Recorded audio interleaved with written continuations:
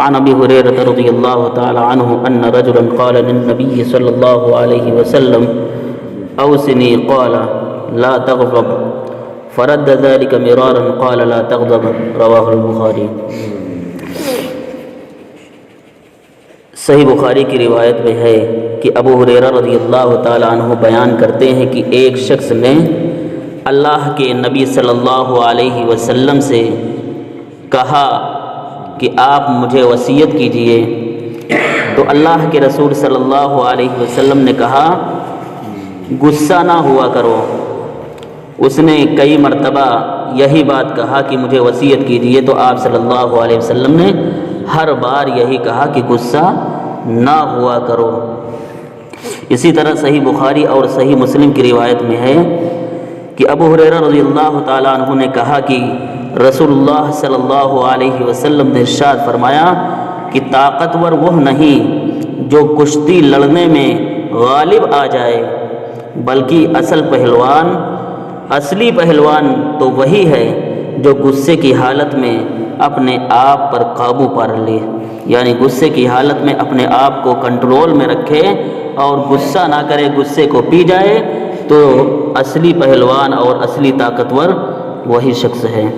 اسی طرح سنن ابی داؤد کی روایت میں ہے کہ ابو ذر رضی اللہ تعالیٰ عنہ سے مروی ہے کہ نبی کریم صلی اللہ علیہ وسلم نے فرمایا کہ جب تم میں سے کسی کو غصہ آئے، اگر وہ کھڑا ہے تو بیٹھ جائے اور اگر بیٹھا ہے تو لیٹ جائے۔ اسی طرح صحیح بخاری اور صحیح مسلم کی روایت میں ہے کہ سلیمان بن سرد رضی اللہ تعالیٰ عنہ سے مروی ہے کہ وہ دو آدمی آپس میں گالی گلوچ کر رہے تھے اور ہم نبی صلی اللہ علیہ وسلم کے پاس بیٹھے ہوئے تھے۔ ان میں سے ایک اپنے ساتھی کو غصے کی حالت میں گالی دے رہا تھا اور اس کا چہرہ سرخ ہو رہا تھا۔ آپ صلی اللہ علیہ وسلم نے کہا کہ میں ایک کلمہ سکھاتا ہوں، اگر وہ شخص اس کلمے کو کہہ دے تو غصہ اس سے دور ہو جائے گا، اور وہ کلمہ یہ ہے اعوذ باللہ من الشیطان الرجیم۔ تو ہمیں چاہیے کہ ان باتوں کو سمجھے، کیونکہ غصہ ایک بری خصلت ہے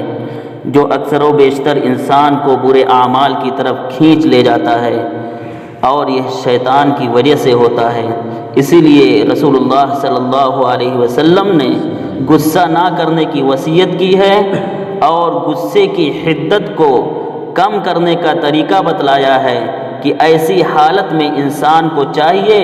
کہ ہر طرح سے پرسکون رہنے کی کوشش کرے اور اپنی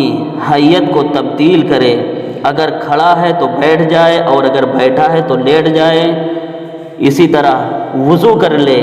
اور اعوذ باللہ من الشیطان الرجیم پڑھنے سے بھی غصے کی حدت کم ہو جاتی ہے۔ اس لیے ہمیں چاہیے کہ ہمیں جب بھی غصہ آئے تو ہم اپنے غصے پر کنٹرول کریں، قابو پائیں اور پرسکون رہنے کی کوشش کریں، اور کھڑے ہوں تو بیٹھ جائیں اور اگر بیٹھے ہوں تو لیٹ جائیں۔ اور اسی طرح نبی صلی اللہ علیہ وسلم کا بتایا ہوا یہ طریقہ کہ اعوذ باللہ من الشیطان الرجیم پڑھ لینا چاہیے یا وضو کر لینا چاہیے، تو اس سے غصہ کم ہو جاتا ہے۔ اللہ رب العالمین سے دعا ہے کہ الہ العالمین ہمیں اس بری خصلت سے بچا لے، اور جب بھی کبھی ایسا موقع ہو تو اے اللہ غصے پر کنٹرول اور قابو کرنے کی طاقت اور قوت عطا فرما۔ آمین، تقبل یا رب العالمین۔